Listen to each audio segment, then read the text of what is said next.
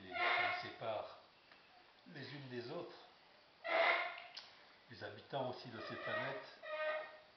Et après, il a décrit les planètes helléniques, et après ça, il a décrit les planètes infernales, et puis il a décrit la position de Sankarshan.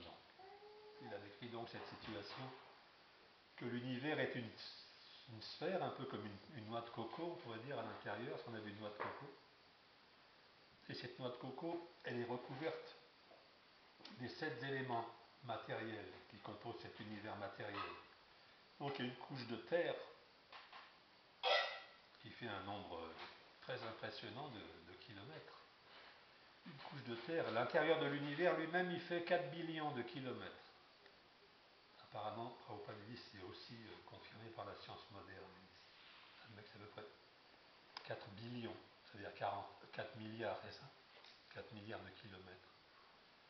Au milieu de l'univers, il y a le mont Sumeru, qui fait des milliers de kilomètres de haut. Et autour de ce mont Sumeru, toutes les planètes, elles tournent en gardant le mont Sumeru sur le côté droit.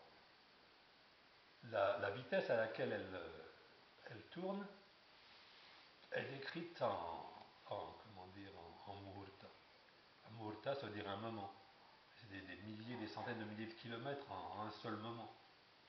Donc on imagine, évidemment, parce que la question est posée par Maharaj Parikshit, mais tu dis que les planètes elles tournent autour du mont Sumeru en gardant le mont Sumeru sur le côté droit, et en même temps tu dis que les planètes, elles se croisent sur le côté gauche.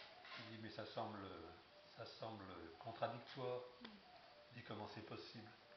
Et lui il dit que c'est pareil sur la roue d'un potier.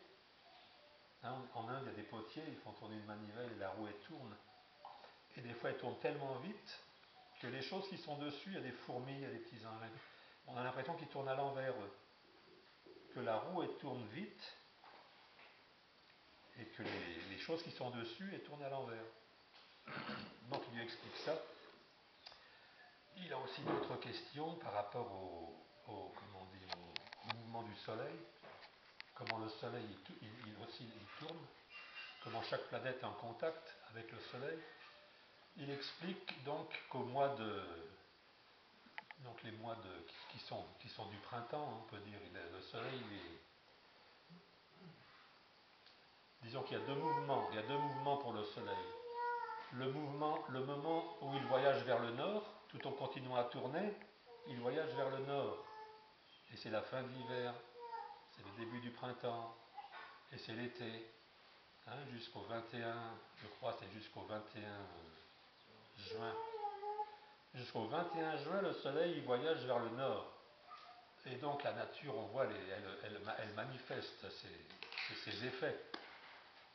Et après ça, après ce 26, il revient vers le sud. Et là, les jours, on peut le voir, les jours ils accroissent, les jours ils décroissent.